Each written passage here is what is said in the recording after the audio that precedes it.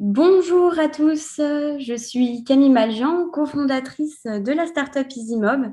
Je suis très heureuse d'être parmi vous aujourd'hui pour animer ce live.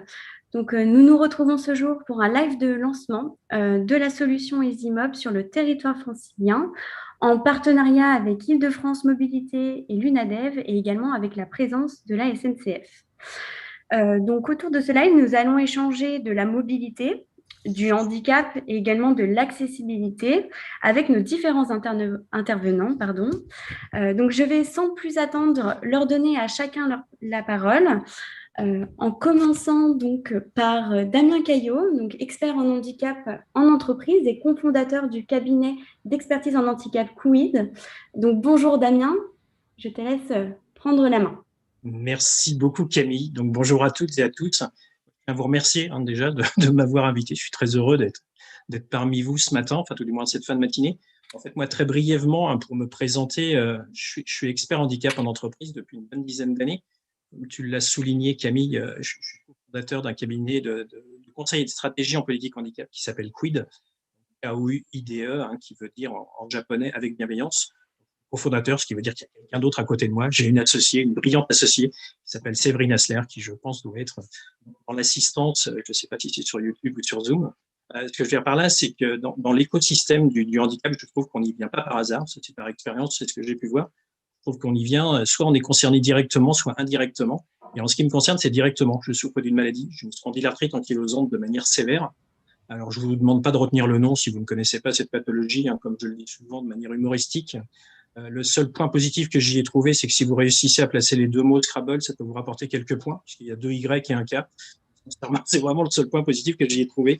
En fait, au-delà de ça, et plus sérieusement, c'est un rhumatisme inflammatoire, pardon, et le surnom de cette maladie, c'est justement la colonne bambou. Ça veut bien dire ce que ça veut dire, c'est la colonne vertébrale qui se consolide. Au-delà de ça, d'autres os et d'autres os du squelette. Voilà brièvement pour vous faire un diagnostic entre guillemets santé. Et c'est vraiment pas le but de mon propos ce matin, mais c'est pour vous expliquer que en fait, il y a un avant et un après, parce que moi, auparavant, j'étais directeur commercial d'une filiale d'un grand groupe d'agroalimentaire.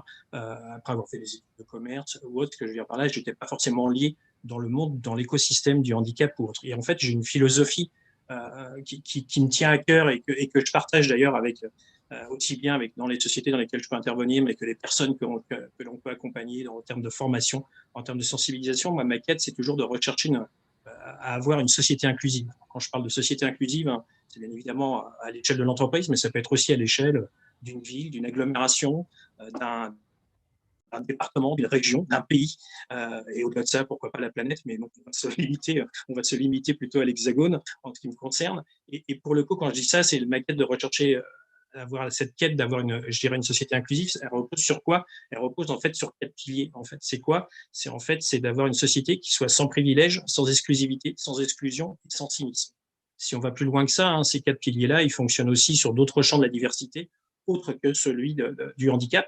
Mais à partir du moment où on fonctionne de la sorte, ça fonctionne aussi bien dans la sphère familiale, dans la sphère amicale, que dans la sphère scolaire, que l'on soit en études primaires, collège, lycée, puis après études secondaires, que ce soit dans la sphère du travail ou autre. C'est vraiment ces quatre piliers-là qui, pour moi, sont fondamentaux dans le fait, et demain, d'atteindre cette société inclusive. Donc, elle repose vraiment sur ces quatre piliers.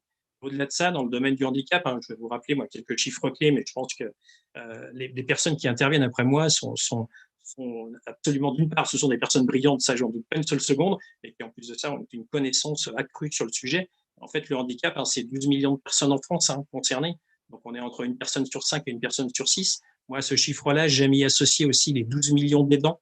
Les aidants, ce sont les personnes qui sont concernées directement, qui soutiennent un proche dans les tâches quotidiennes, parce que pour des raisons d'âge, de maladie ou d'handicap, quand ils sont peut-être, enfin c'est pas peut-être, quand ils peuvent être par exemple en situation de handicap sévère, c'est-à-dire que grosso modo, on arrive à 24 millions de personnes, 24 millions de Français touchés par le handicap, alors de manière directe ou indirecte, si on additionne les aidants, 24 millions de Français sur 67 millions d'habitants, on est entre une personne sur deux et une personne sur trois.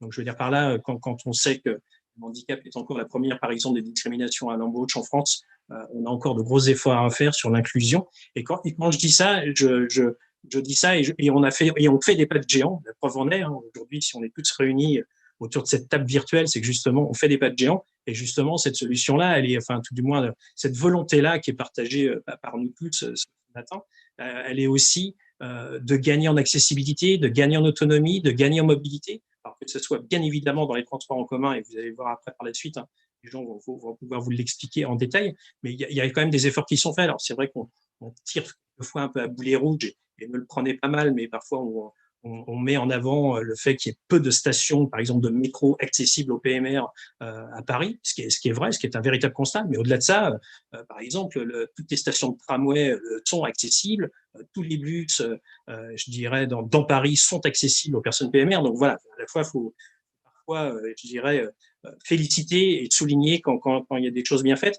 Et après, sur d'autres solutions de transport en commun et je dirais d'autonomie ou d'accessibilité, il y a encore des efforts à faire. Hein. Juste à titre pour illustrer mon propos, et après je terminerai ma locution là-dessus, mais il y a une étude qui a été faite en début 2020, hein, qui a été diligentée par APF, hein, APF Handicap, par l'IFOP, où il était ressorti que 67% des personnes en situation de handicap en France se plaignaient d'un défaut d'accessibilité en termes de mobilité et de déplacement. Alors, à l'échelle de la France, hein, ce n'était pas uniquement sur Paris ou Île-de-France, mais à l'échelle de la France, 67 pires. C'est un chiffre considérable ou autre, mais je suis convaincu que par la suite, nous allons avoir des interventions qui vont nous permettre de nous éclairer sur le sujet. Merci beaucoup, Damien. J'ai tenu le timing, hein, Camille. Oui, c'est parfait. Merci beaucoup, Damien, pour cette présentation et voilà, d'avoir montré un peu le spectre du handicap en général. Je vais sans plus attendre donner également la main à Jeanne-Marie Euchon, qui est chef de projet innovation au département d'information et services numériques d'Île-de-France Mobilité et qui va nous parler de la mobilité et un peu plus précisément du coup, des réseaux de transport et du handicap. Voilà, je vous laisse la main, Jeanne-Marie. Merci beaucoup, Camille. Donc, ravie également d'être parmi vous. Jeanne-Marie Huchon, donc vous venez de me présenter, donc je ne vais pas refaire l'exercice. Peut-être pour repréciser, donc Île-de-France Mobilité, donc c'est anciennement le STIF, donc on est l'autorité organisatrice de la mobilité en Île-de-France, avec des missions d'imaginer, d'organiser, de financer les transports publics pour tous les franciliens. Et également de piloter le développement de solutions de nouvelles mobilités et d'encourager l'innovation et l'accessibilité. Alors, en juin 2016, notre conseil d'administration a approuvé un plan d'action pour développer les services numériques en Île-de-France pour les voyageurs. Et en fait, c'est dans le cadre de ce plan d'action en fait, qu'Île-de-France Mobilité a souhaité recueillir et valoriser des propositions concrètes autour de l'information aux voyageurs et des services numériques. Et cela, en fait, au travers d'un challenge information voyageurs. Donc, le premier challenge a été lancé en 2019 et donc nous en sommes à notre deuxième édition avec pour objectif d'apporter un soutien financier et également organisationnel aux porteurs de projets innovants sur les thématiques de l'information voyageur. Donc cette année, en 2020, la thématique du challenge était sur la mobilité responsable qu'on avait décliné en 3 enjeux, l'enjeu sanitaire, l'enjeu social et l'enjeu environnemental.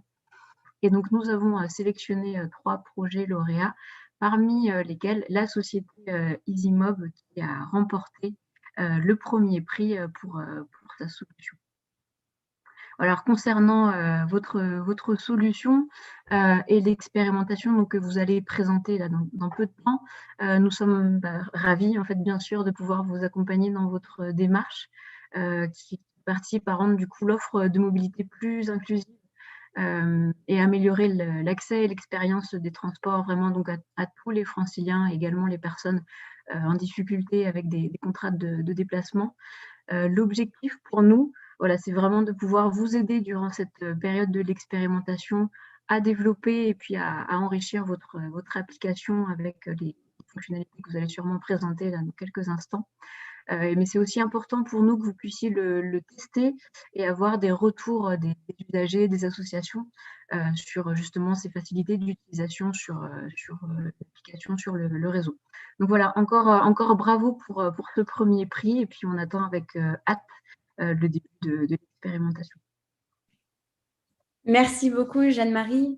Donc, effectivement, c'est un réel tremplin pour EasyMob de collaborer avec Île-de-France Mobilité. Et puis, on en parlera par la suite avec également l'UNADEV et la présence de la SNCF. Mais c'est voilà, réellement un réel tremplin pour nous et pour tester la solution sur le terrain, comme vous l'avez bien dit.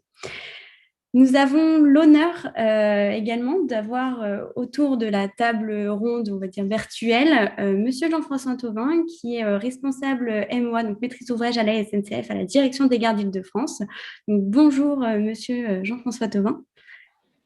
Bonjour à tous, pareil, ravi d'être parmi vous pour cet événement. Donc oui, je travaille, disons, à la direction des projets d'accessibilité ferroviaire. Cette direction, elle est chargée de piloter la mise en œuvre du programme du SDA ou Agenda d'accessibilité programmée des gares SNCF en Île-de-France, hein, en tant qu'à la fois maître d'ouvrage et maître d'œuvre général. Donc je travaille sur ce programme depuis plus de 10 ans. Je suis l'interlocuteur, le facilitateur, je dirais, je me définirais comme ça, à SNCF pour cette expérimentation auprès des immeubles et d'IDFM. Alors, en termes d'aménagement des gares, le chef de file du schéma directeur d'accessibilité, bien sûr, Île-de-France Mobilité. L'objectif est de rendre 209 gares SNCF accessibles à l'horizon 2024. À ce jour, à la fin 2020, 121 gares sont déclarées accessibles, dont à peu près une soixantaine ont fait l'objet de travaux depuis le début de ce programme. Ce programme, il s'élève à plus d'1,7 milliard d'euros en courant et c'est financé à 50% par Île-de-France Mobilité, 25% par la région Île-de-France et 25% par SNCF, maître d'ouvrage. À l'heure actuelle, 22 gares sont dans des phases de travaux actives et une dizaine dans des phases de finition. Les travaux vont débuter pour 9 nouvelles gares, hein, et par exemple, Versailles-Chantier est accessible. Par contre, sur l'expérimentation, les travaux de Massy-Palaiseau ne sont pas encore commencés. Les travaux seront prévus que plus tard en 2022-2023. L'ambition pour nous, 2021, est de déclarer accessible 15 à 20 gares supplémentaires, puisque l'année 2020 a quand même été assez impactée par la période de confinement. En termes de services, le service d'assistance Accès Plus Transilien permet aux personnes handicapées possédant une carte d'invalidité de 80% et plus, ainsi qu'aux utilisateurs de fauteuils roulants, de bénéficier d'une assistance pour monter ou descendre du train, si la gare est déclarée accessible. Enfin, pour illustrer, ce sont plus de 18 000 assistances qui ont été réalisées à ce titre en 2020. En termes d'innovation, pour compléter ces travaux de mise en accessibilité et d'assistance, nous sommes en recherche constante d'innovation. C'est en s'appuyant sur l'innovation que le groupe SNCF poursuit le développement des services qui permettent de répondre aux besoins spécifiques de ses clients les plus fragiles. Alors, à chaque étape de leur parcours, depuis la préparation du voyage, avec l'achat du billet et la réservation de la prestation d'assistance, jusqu'au bon déroulement du trajet de bout en bout.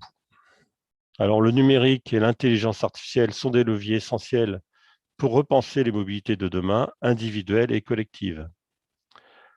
L'accès aux services et le parcours en gare sont des chantiers prioritaires de ces investissements numériques.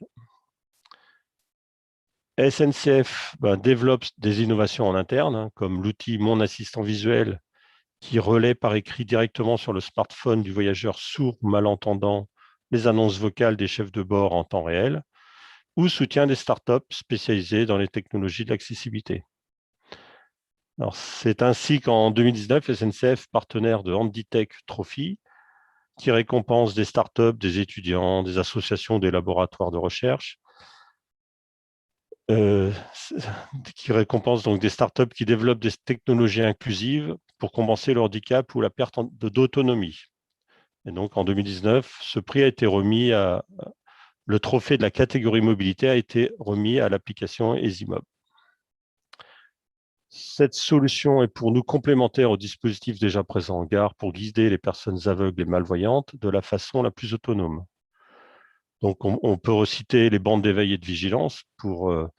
C'est un système pododactyle d'éveil qui permet de signaler un danger, qui sont positionnés en haut de chaque volet d'escalier et le long de toutes les bords de quai.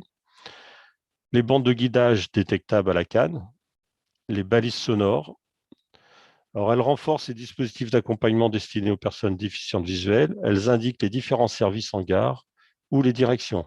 Elles fonctionnent avec une télécommande universelle. Et aussi l'information en braille et en relief présente sur les mains courantes supérieures des escaliers qui permet de se repérer et de s'orienter dans les gares. Enfin, EasyBob, par son système innovant, permet de guider les voyageurs malvoyants jusqu'à la porte du train. Ça complète utilement le parcours déjà tracé en gare. Et surtout, pour nous, ce qu'on a remarqué, ce qu'on met en évidence, ceci sans demander d'équipement supplémentaire. Ainsi, SNCF a répondu à la sollicitation de Madame Jeanne-Marie Huchon de participer au test de cette solution de guidage pour les personnes déficientes visuelles. Alors, dans un premier temps, afin de faciliter la mise en œuvre de cette expérimentation, en identifiant les bons interlocuteurs et en précisant les conditions d'intervention.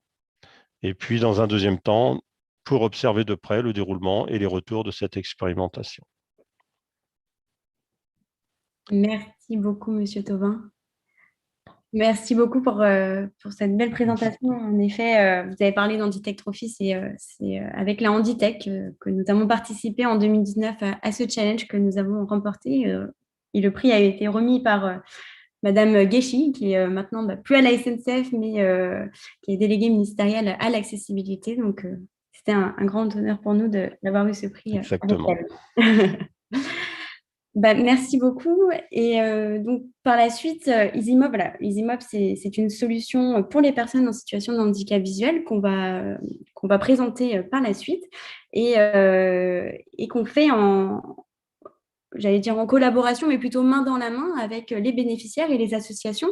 Et donc, pour cela, nous avons le plaisir d'avoir la présence de Madame Agnès Mercier, qui est responsable Île-de-France de l'association UNADEV et qui va vous parler un peu de l'UNADEV. Bonjour, Madame Mercier. Bonjour à tous, ravie d'être ici également. L'UNADEV, déjà en quelques mots, c'est l'Union nationale des aveugles et déficients visuels. Donc, c'est une association qui a plus de 90 ans et qui a pour objectif de favoriser l'autonomie des personnes déficientes visuelles et de faire en sorte qu'ils bénéficient de leur pleine citoyenneté comme toute autre personne. Cet objectif général va se décomposer en 3 missions principales qui sont, la première mission, ça va être la prévention des maladies cécitantes, la deuxième, la sensibilisation à la déficience visuelle et la troisième mission, l'accompagnement des personnes déficientes visuelles. Très rapidement sur chaque mission, pour vous donner quelques exemples, la prévention des maladies cécitantes, l'UNADEV finance un certain nombre de laboratoires de recherche qui font des recherches sur les maladies de la vision, le but étant d'avancer le plus possible pour ces maladies. On a également, par exemple, le bus du glaucome, qui est une unité mobile qui circule partout en France depuis plusieurs années et qui propose des dépistages gratuitement du glaucome dans une vingtaine de grandes villes tous les ans. Malgré les contraintes sanitaires, on y arrive, alors un petit peu moins malheureusement, mais on poursuit ces dépistages. Le deuxième axe, c'est la sensibilisation. Donc, sensibilisation à la déficience visuelle. La déficience visuelle est peu connue, ça fait partie des handicaps invisibles et donc notre rôle est de faire connaître ce handicap et les contraintes liées à ce handicap, les conséquences liées à ce handicap, notamment par le biais de la communication. L'UNADEV édite un magazine trimestriel qui s'appelle Lumen, qui est un magazine d'information et d'actualité sur la déficience visuelle. L'UNADEV est également partenaire de longue date du magazine À vous de voir, qui est un magazine mensuel qui est diffusé sur France 5 et qui, là encore, met en avant une thématique, une actualité de la déficience visuelle chaque mois. Et puis, ces sensibilisations, c'est aussi des interventions partout, que ce soit en entreprise, dans des écoles, dans des universités, par le biais d'ateliers pour mettre les personnes en situation de déficience visuelle et de se rendre compte, alors on se rend compte rapidement, hein, c'est un peu le vie-ma-vie de la personne déficiente visuelle sur une courte période, mais de se rendre compte de ce que ça peut être sur certaines actions et des outils, quand il en existe, des outils d'adaptation pour permettre aux personnes déficientes visuelles de rester autonomes. Donc, premier axe prévention, deuxième axe sensibilisation, et bien sûr, le troisième, c'est l'accompagnement des personnes déficientes visuelles qui se décompose en un certain nombre de services qui peut passer par de la mise en place d'activités socioculturelles et sportives. Ça va être aussi de l'accompagnement social, de la formation à l'informatique adaptée, au braille et aux langues vivantes, des aides financières sur les aides de compensation du handicap, des aides à domicile, tout un panel de services qui permet vraiment de répondre à cette problématique d'autonomie de la personne déficiente visuelle. Bien sûr, EasyMob, avec son application, répond à cette question d'autonomie dans les transports.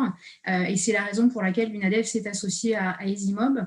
De deux manières. La première partie, c'est effectivement un soutien financier, mais c'est également accompagner EasyMob dans les différentes étapes de développement. Et on a commencé par l'aide au recrutement de testeurs. Je crois qu'il y a une 50aine de personnes qui ont rejoint le EasyMob pour tester cette application et la faire évoluer, l'améliorer pour qu'elle soit totalement efficace. Pour être complètement autonome sur les déplacements dans les transports en commun, dans un premier temps francilien et après nationaux, j'espère. Voilà ce que je peux vous dire. Merci beaucoup, Madame Mercier. Effectivement, nous, notre approche, elle est centrée utilisateur depuis le début, depuis la jeunesse du projet. EasyMob est né d'un projet technique de fin d'études en lien avec un encadrant qui était aveugle de naissance. Du coup, dès le départ, on a eu cette sensibilisation, on va dire, au handicap visuel. Et par la suite, on a vraiment voulu mettre les outils technologiques au service du bien commun. Et c'était pour nous évident d'être partenaire avec l'UNADEF pour co-construire, pour améliorer le service et pour le rendre le plus efficace possible, comme vous l'avez dit, Madame Mercier. Donc, merci beaucoup pour cette présentation. Et je parlais du coup de démarche centrée utilisateur. Donc, pour nous, c'était essentiel que pendant ce live, on a une personne qui représente notre communauté, qu'on appelle la communauté des Mobies. Et donc, je vais laisser la main à Dalibor pour se présenter et qui n'a pas encore testé la solution, donc pour voir un peu ses attentes et puis les outils aussi qu'il utilise au quotidien. Bonjour Dalibor. Eh bien, bonjour à tous, bonjour à tous.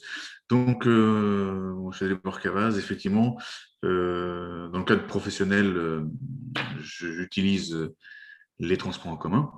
Donc, j'ai constaté effectivement, et je tenais à saluer effectivement l'effort qui est fait par les opérateurs tels que SNCF et RATP, entre les deux principaux, et peut-être d'autres un peu moins importants dans l'Île-de-France, mais en tout cas, de saluer en tout cas l'accessibilité des outils qui sont mis en place et de solliciter, effectivement, c'est important, les personnes usagers de ces solutions, que ce soit via les applications mobiles ou, bien sûr, activables par la télécommande au niveau sur la balise sonore.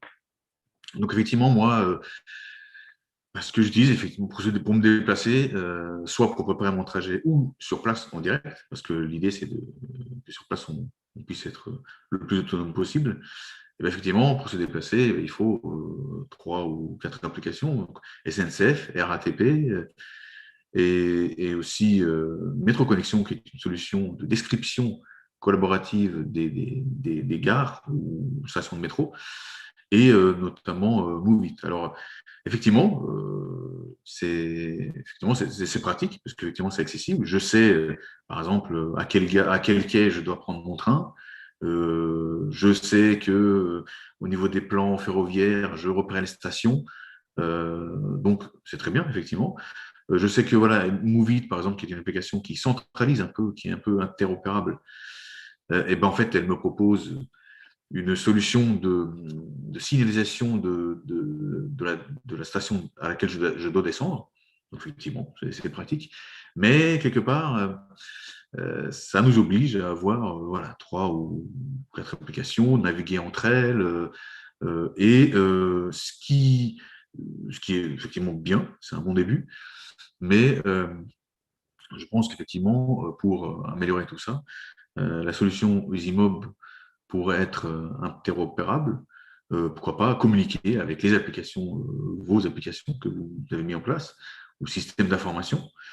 Parce qu'effectivement, voilà, si on veut c'est de nous déplacer entre les systèmes, entre les infrastructures des différents transporteurs, et ben là, on nécessite effectivement Accès+, ce qui est bien. C'est l'occasion de discuter, d'échanger avec, voilà, avec une personne, mais si on veut favoriser l'autonomie, le plus possible, c'est qu'effectivement, on puisse, autant que possible, être guidé entre les infrastructures, dans les couloirs, voilà, dans les différents couloirs ou infrastructures intérieures ou extérieures. Pardon. Donc, la solution EasyMob pourrait en tout cas répondre. Alors, en plus, c'est global, puisqu'on part carrément du début de la gare. C'est-à-dire qu'il y a le trajet, j'imagine, enfin, entre domicile ou enfin, lieu de départ et la gare. Et en plus, on indique, effectivement, c'est intéressant, c'est d'indiquer les composteurs. Parce qu'effectivement, vu l'évolution de nouveaux matériaux utilisés ou portiques utilisés, ben, au niveau sonore, c'est un peu moins repérable, donc, et surtout dans un endroit inconnu. Donc, c'est un bon début, ce serait bien de le faire, mais après, et aussi, effectivement, la solution complémentaire, c'est d'indiquer les portes. Parce que bien que les nouveaux trains soient équipés de signaux sonores pour nous l'indiquer, ce qui est bien aussi, ça fonctionne plutôt bien, mais l'avantage, c'est un peu plus précis pour éviter, bon, pour différentes raisons, l'environnement il est peut-être un petit peu bruyant ou autre. Si on a du mal un peu à repérer les signaux sonores, quand même importants sur les trains, bah, c'est qu'on puisse encore plus précisément les avoir sur notre mobile. Donc effectivement, et de repérer les sièges à l'intérieur. Je trouve qu'effectivement, c'est une solution, déjà, c'est un bon début. Et après, ce qui peut être intéressant, c'est de rendre ces systèmes interopérables et de pouvoir être guidé autant que possible. Voilà, parce que par exemple, moi, voilà, à la gare Saint-Lazare, donc quand j'arrive du métro, là, j'arrive entre la voie 6 et 8, mais pour aller me faire accompagner par l'équipe Accès+, alors soit j'ai repéré en amont grâce aux balises sonores l'accueil, le point information, et eux ils appellent l'équipe, ou parfois ce qui arrive c'est que la personne m'accompagne jusqu'au quai 27, enfin en face du quai 27, là où il y a le bureau d'enregistrement, et ensuite je dois revenir sur mes pas avec quelqu'un qui me prend en charge. Donc effectivement, ça occasionne une perte de temps, alors que moi, voilà, mon départ, mon train est plus au début des quais que vers la fin. Donc effectivement, l'avantage, voilà, c'est d'avoir une solution qui même pourrait me guider. Alors après, avoir quel est le déploiement, comment faire. En tout cas, c'est que ça puisse être fait de manière voilà, plus évidente, et aussi d'avoir finalement une solution, aussi possible, d'appel qu'on puisse activer et contacter, surtout dans des endroits qu'on ne connaît pas. Voilà, un peu mes attentes d'EasyMob. Merci beaucoup, Dalibor. C'est vrai que chaque retour en fait qu'on a, et même comme ça en direct, on a toujours plein d'idées qui remontent de nos utilisateurs, de notre communauté et qu'on prend en compte au quotidien. Et c'est aussi cette démarche entre utilisateurs pour faire évoluer le service, pour le rendre plus efficace, plus aux attentes des utilisateurs. Donc, c'est pour cela que nous travaillons vraiment main dans la main avec nos bénéficiaires. Merci beaucoup, Dalibor. Donc, on va passer maintenant à la deuxième partie de ce live, à la présentation d'EasyMob et par la suite à la présentation du déploiement de la solution EasyMob sur un trajet clé. Donc, pour présenter EasyMob, je vais laisser la main à Robin Le Gall, qui est cofondateur d'EasyMob et qui s'occupe de la partie technique et du pilotage également de cette expérimentation. Bonjour Robin. Bonjour Camille, merci beaucoup.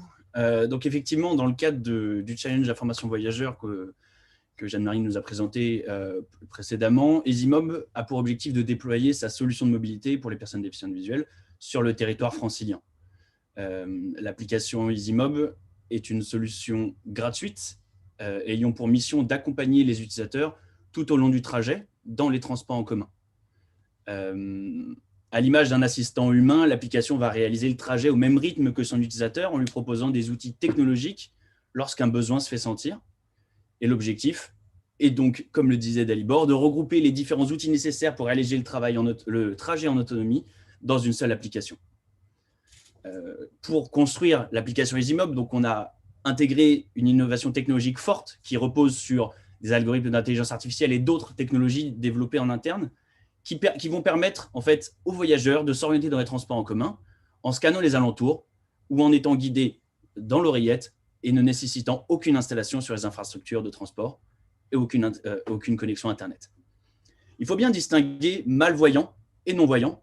Et comme chaque voyageur a des besoins différents lors de ses trajets, nous avons designé et développé une application modulaire que chaque utilisateur pourra personnaliser à ses besoins. Il y a donc deux modes d'utilisation. Le premier mode qui est le mode d'accompagnement complet que l'on souhaite tester lors de ce déploiement. Dans ce mode-là, l'application va réaliser le trajet en même temps que l'utilisateur, à l'image d'un assistant humain. Ce mode est personnalisable et chaque utilisateur va pouvoir activer ou désactiver les fonctionnalités. Je prends par exemple l'exemple d'une personne qui a une déficience visuelle qui lui permet de repérer la porte d'un train. Il va pouvoir désactiver cette fonctionnalité et en fait, dans l'accompagnement, cette fonctionnalité ne se présentera pas. Comme nous savons que les trajets ne se déroulent pas toujours comme prévu, à tout moment, l'utilisateur a la possibilité de revenir et de revenir sur un menu, sur une barre d'onglet, et tout simplement de lancer l'une des fonctionnalités à n'importe quel moment, sans quitter son trajet principal. Nous avons allié une interface accessible et une restitution des informations de guidage qui sont élaborées en collaboration avec nos utilisateurs, afin en fait, de transformer l'état de l'art technologique en un outil indispensable pour se guider dans les transports en commun. Les principales fonctionnalités de l'application, les fonctionnalités intégrées dans EasyMob, sont le guidage jusqu'à la gare, donc grâce au GPS interne du téléphone. Ensuite, le guidage, voilà. Une fois sur le quai, l'application va permettre de vocaliser les informations d'arrivée du train. Ensuite, la localisation d'une porte. Et une fois dans le train, la localisation d'un siège disponible. Robin, est-ce que tu peux juste nous expliciter concrètement comment se passe par exemple la localisation d'une porte ou du siège avec le smartphone? Comment fait l'utilisateur pour détecter une porte ou un siège? Effectivement, donc une fois sur le quai, l'utilisateur va recevoir une notification sur son téléphone lui indiquant que le train arrive, que son train arrive en station. Donc voilà, on le prévient une trentaine de secondes avant pour qu'il ait le temps de se préparer. Et une fois que le train arrive en station, l'utilisateur va donc sortir son smartphone, balayer devant lui comme s'il cherchait la porte, parce que c'est exactement ce qu'il fait, il cherche la porte. Et une fois que l'application aura repéré la porte, vont commencer l'émission d'une série de signaux sonores, ainsi que de signaux de retour haptique, donc de vibrations, qui vont lui permettre en fait, de localiser la porte, localiser l'infrastructure et de pouvoir se diriger vers celle-ci. Donc ça s'utilise un peu comme un scanner en balayant. Exactement. Donc de manière ponctuelle, le voyageur va scanner les alentours et une fois qu'il aura repéré la porte, il va pouvoir ranger son téléphone et accéder au transport. Parmi les dernières fonctionnalités que je n'ai pas encore évoquées, une fois dans le train, l'application va donc aussi indiquer à l'utilisateur quand descendre du train, car il y a encore certains transports qui ne vocalisent pas les arrêts. Et lors d'un trajet, c'est parfois compliqué de devoir compter ces stations. Et enfin, une fois arrivé à destination, une fois sur le quai d'arrivée, l'application EasyMob va pouvoir guider l'utilisateur, donc soit pour réaliser sa correspondance et donc aller sur le quai d'après, soit tout simplement pour sortir de l'application. De la gare. Pardon, excusez-moi. Et du coup, aujourd'hui, Robin, au niveau de l'application et de nous, notre objectif, quelle est notre mission chez EasyMob? Oui, tout à fait. L'application EasyMob est composée de nombreuses innovations technologiques et notre mission chez EasyMob, c'est de les mettre au profit de publics fragilisés pour construire une ville de demain plus inclusive et accessible à tous. Merci beaucoup. Et effectivement, on parlait tout à l'heure voilà, de démarche centrée utilisateur. Je pense que tu vas y revenir juste ici pour… Tout à fait. Oui, effectivement, lors de la construction de l'application, nous n'avons jamais travaillé seuls sur cette application. Dès la genèse du projet, nous nous sommes adressés aux utilisateurs de l'application afin d'isoler les besoins, leurs besoins, et de construire un assistant personnel le plus pertinent possible. Le soutien d'associations, de personnes déficientes visuelles comme l'UNADEV nous a permis de comprendre le besoin de leurs bénéficiaires, la manière dont ils les accompagnent au quotidien sur des questions de mobilité, d'autonomie, mais également sur l'utilisation d'outils technologiques. Le déploiement que nous entamons aujourd'hui avec le soutien d'Île-de-France Mobilité poursuit ce même objectif, nous confronter à la réalité du terrain et valider notre solution en conditions réelles. Notre collaboration avec Île-de-France Mobilité nous a permis de saisir aussi les besoins de nos clients et de les intégrer dans le processus de développement. En travaillant main dans la main avec tous ces acteurs, nous avons construit une application répondant véritablement aux besoins de chacun. Grâce à la solution EasyMob, nous répondons à plusieurs challenges rencontrés par nos clients au quotidien en rendant accessibles des établissements recevant du public ainsi qu'en accompagnant des voyageurs pendant leur trajet. Notre volonté ici est de permettre à tous d'accéder à une liberté de déplacement, une liberté complète de déplacement. Elle se caractérise par la possibilité de changer de mode de transport pour rejoindre la destination souhaitée. Et pour cela, nous souhaitons intégrer des solutions d'intermodalité au sein de l'application dans les prochaines évolutions. Merci beaucoup pour cette présentation d'EasyMob. Si vous avez des questions, n'hésitez pas à réagir dans le chat en direct. On va passer maintenant au déploiement de la solution. Donc, comment va se passer les tests terrain, voilà, comment on a imaginé tout ça. Donc, je vais laisser Robin vous démontrer tout cela. Merci Camille.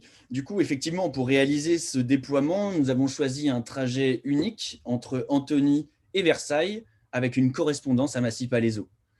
Nous avons souhaité inclure la gare de Versailles-Chantier dans l'expérimentation, car, comme le disait M. Thauvin précédemment, c'est une gare accessible et surtout un lieu stratégique en vue des Jeux Olympiques et Paralympiques de 2024.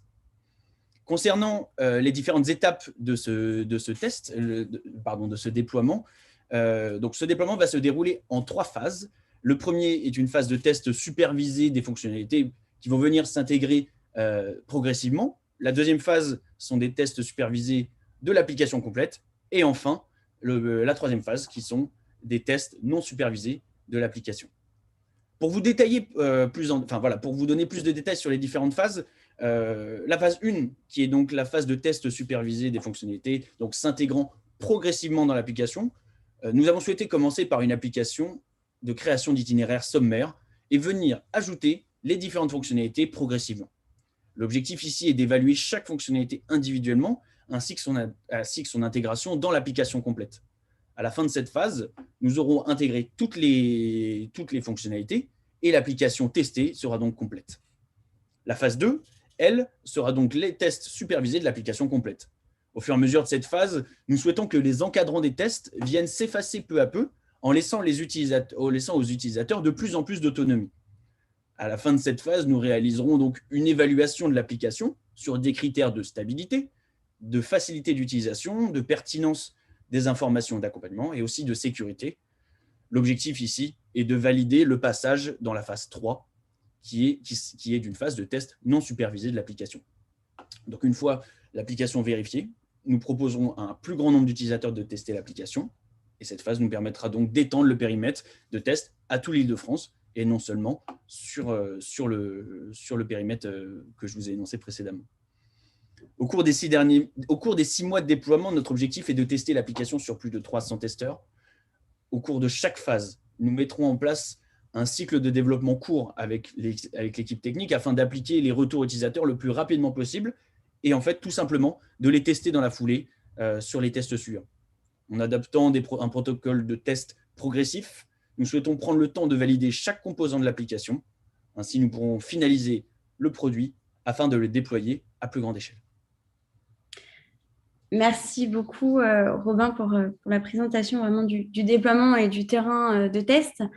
il me semblait essentiel de présenter l'équipe d'EasyMob, de qui se cache derrière tout ça, qui se cache derrière cette technologie, cette application. Donc, pour commencer par les cofondateurs, donc ici présent Robin Legal, qui est responsable technique et qui s'occupe de tous les tests techniques, de tout ce qui est développement d'applications, pilotage également du déploiement en lien avec Île-de-France Mobilité et l'UNADEV. Il y a également Julien Mirval, qui est responsable innovation et R&D, donc qui lui s'occupe en backup, on va dire, de tous les algorithmes de machine learning qu'on intègre dans l'application. Et pour ma part, je suis Camille Maljean, je me suis présentée au début de ce live et je suis en charge de la relation autant avec les opérateurs de transport, les autorités organisatrices et également avec les associations et les bénéficiaires en direct. Donc nous, notre mot d'ordre, c'est une mobilité plus inclusive et vraiment utiliser les nouvelles technologies au service du bien commun. Nous ne sommes pas seulement 3 cofondateurs, on a une équipe derrière nous que je souhaitais remercier plus particulièrement parce qu'ils vont nous accompagner pendant ces 6 mois de développement et de tests terrain. Donc, je ne vais pas présenter chacun, mais en tout cas, je souhaitais vraiment remercier toute l'équipe d'EasyMob et notamment Augustin qui est derrière ce live et qui est modérateur et qui s'occupe de tout le système de ce live. Donc, merci à lui.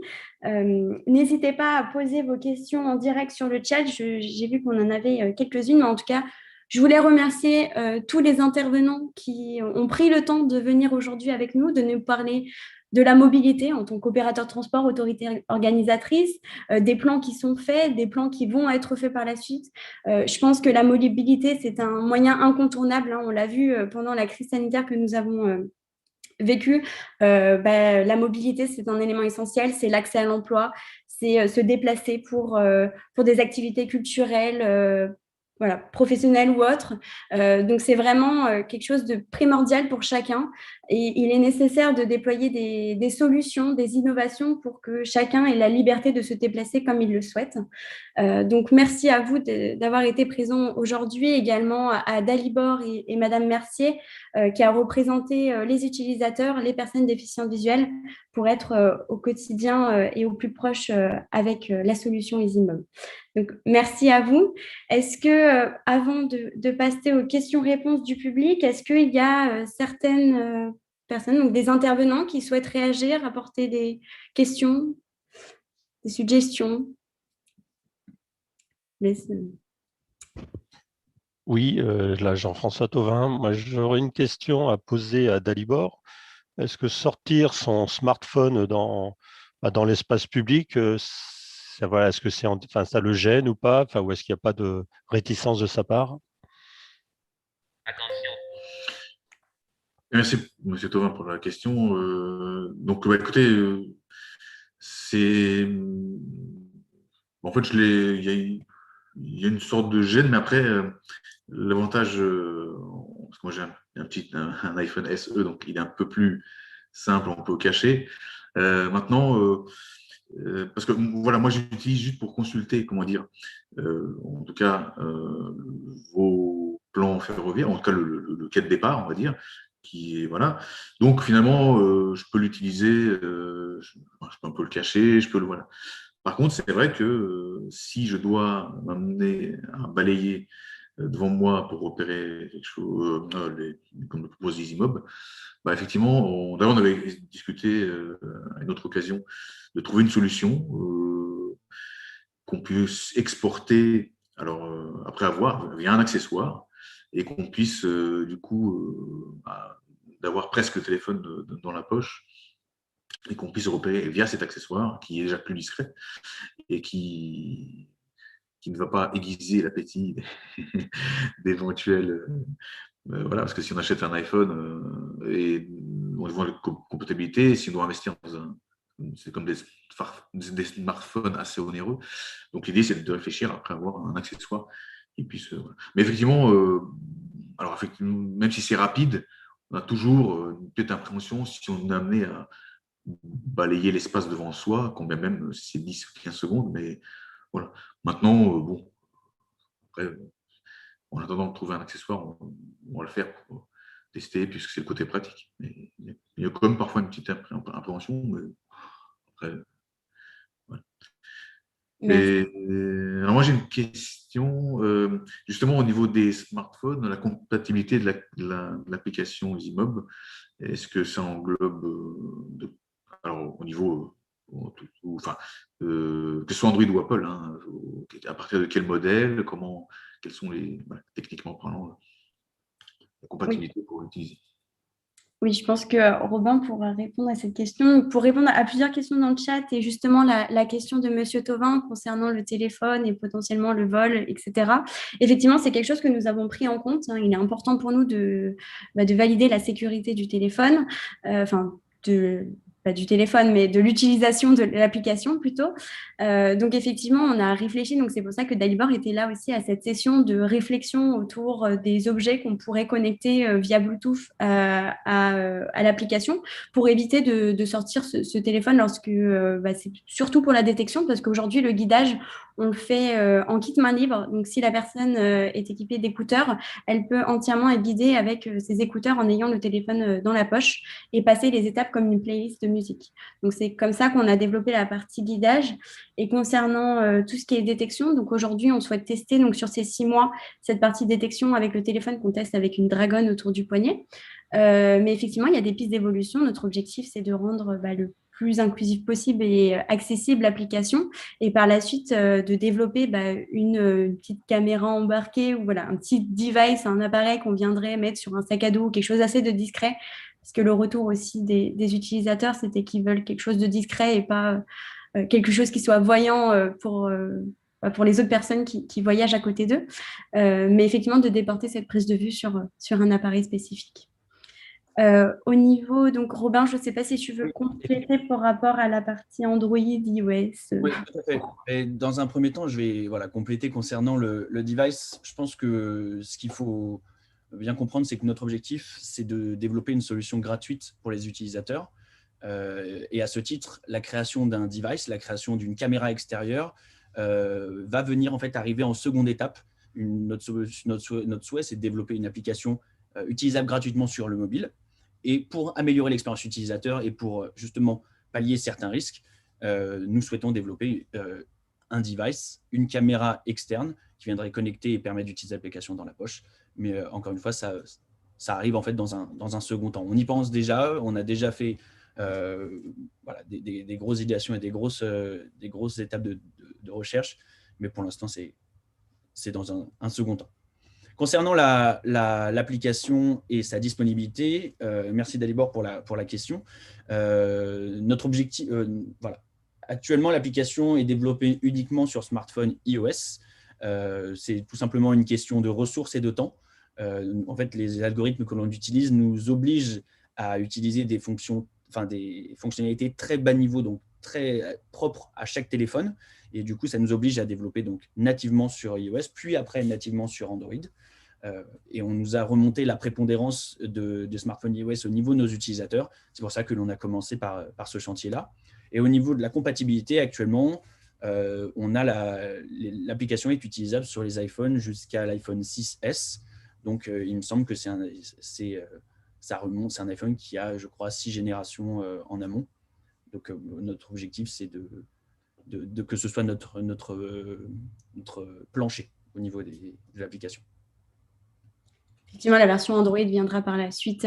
C'est l'évolution, mais l'objectif des Zimob, c'était le plus inclusif possible. Donc, on ne fera pas qu'une version iOS. Hein, vous inquiétez pas, on fera également une version Android. Il y avait d'autres questions, je les suis en direct. Notamment, alors je regarde. Il y avait une question concernant les perturbations sur les transports. Oui. Et du coup, cette question demandait comment l'application gérait la gestion d'un aléa sur les trajets. Effectivement, on sait qu'un aléa sur les transports peut arriver n'importe quand. À l'heure actuelle, nous utilisons en fait les open data fournis par Île-de-France Mobilité, nous permettant donc d'avoir les informations en temps réel sur les transports en commun et va permettre à l'application de s'adapter en fonction des incidents sur les transports. Et pas mal d'évolutions aussi sur l'open data d'Île-de-France Mobilité, avec qui ce déploiement aussi, cette collaboration sur les 6 mois permet aussi de développer potentiellement des choses que Île-de-France Mobilité développe sur ses open data. Donc, on est en relation également proche avec les acteurs de l'équipe d'open data avec qui Jeanne-Marie Huchon nous a mis en relation. D'ailleurs, merci beaucoup Jeanne-Marie. Il y avait une autre question, là c'était plutôt une question concernant plutôt le territoire. La solution est disponible pour l'instant qu'en Île-de-France. Est-ce qu'il y a des évolutions de terrain d'expérimentation en province? Robin, est-ce que tu veux répondre à cette question? Oui, effectivement, à l'heure actuelle, l'objectif de l'expérimentation et du déploiement avec Île-de-France Mobilité, c'est une énorme opportunité pour EasyMob de pouvoir montrer la valeur et le fonctionnement de l'application sur le territoire d'Île-de-France. Il y a plusieurs pistes et plusieurs pistes, tout simplement pistes de déploiement sur le territoire français. Notre objectif à terme, effectivement, c'est que l'application soit disponible partout en France et sur tous les réseaux de transport. Mais effectivement, ça va se faire progressivement. Peut-être Camille, tu veux compléter ma réponse? Oui, ça va se faire progressivement. Et puis, c'est vraiment ce déploiement-là avec Île-de-France Mobilité pendant 6 mois va permettre de passer à l'échelle à la fin de ces 6 mois, on l'espère en tout cas, et pour pouvoir proposer cette solution sur d'autres réseaux de transport, notamment d'autres métropoles. Donc, c'est un réel objectif pour nous. Et puis, il y a également l'objectif des Jeux Olympiques et Paralympiques pour avoir des Jeux plus inclusifs et plus accessibles. Écoutez, on arrive bientôt à terme de ce live. Il restait une petite dernière question concernant l'application qui me disait que l'application n'était pas encore disponible sur le store d'Apple. Ah oui, effectivement, l'objectif de ce test, c'est de valider l'application et de valider ses différentes fonctionnalités afin de la passer sur le store. Donc, à l'heure actuelle, elle n'est disponible que sur TestFlight, qui est en fait tout simplement un App Store pour les tests. Et à partir de la 3e phase, les différentes personnes qui sont intéressées et qui se seront inscrites sur tout simplement en tant que testeur, donc sur le lien pour devenir testeur, sur le formulaire pour devenir testeur, auront accès à l'application via cet Apple Store de test et pourront tester l'application sur leur trajet habituel. Oui. D'ailleurs, dans le chat, on va essayer de... Alors, il y a une autre question de Fabien Ruiz. Imaginez-vous connecter à des systèmes de géolocalisation existants? Oui, merci Monsieur Ruiz pour cette question. À l'heure actuelle, nous guidons les utilisateurs pas à pas dans les couloirs. L'objectif, c'est de perfectionner la fiabilité et aussi tout simplement automatiser ce guidage au fur et à mesure des développements. Nous réalisons actuellement de la recherche et développement pour affiner ce guidage et tout simplement perfectionner ses fonctionnalités. Il y a des choses qui vont arriver par la suite. Mais voilà, pour l'instant, nous guidons pas à pas. Merci beaucoup. Effectivement, on va vous mettre le lien pour devenir testeur. Donc, pour l'instant, on va tester sur la région Île-de-France.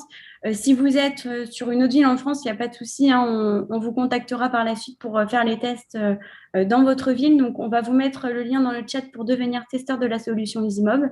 Je vous le mets. Enfin, Augustin va vous le mettre. Augustin qui est le régisseur de EasyMob aujourd'hui. Il va vous le mettre dans le chat. Restez jusqu'à qu'on va vous mettre le lien. Est-ce qu'il y a d'autres interrogations, questions de la part des intervenants? Bon, écoutez, je crois que tout est bon de notre côté. Encore merci à tous, public de votre côté, d'avoir été présents ce jour. Merci beaucoup à chacun d'entre vous, les intervenants. Donc, du côté Île-de-France Mobilité, je rappelle, nous avons Jeanne-Marie Huchon, chef de projet innovation. Nous avions également Jean-François Thauvin au niveau de la direction des gares d'Île-de-France. Nous avons Agnès Mercier, responsable de l'agence Île-de-France de l'UNADEV. Nous avions Dalibor Cavaz, qui sera un futur utilisateur de la solution EasyMob. Et bien entendu, Damien Caillot. Encore un grand merci à Damien pour avoir fait cette introduction sur le handicap. N'hésitez pas aussi à vous rendre sur LinkedIn, Twitter, site internet de Quid qui accompagne les entreprises dans dans leur expertise handicap au quotidien. Voilà, donc n'hésitez pas à aller voir également le cabinet Quid qu'on va vous mettre en commentaire également sur le chat. Merci à tous, merci beaucoup pour ce live et on espère se retrouver très vite. En tout cas, prenez soin de vous et à bientôt. Merci.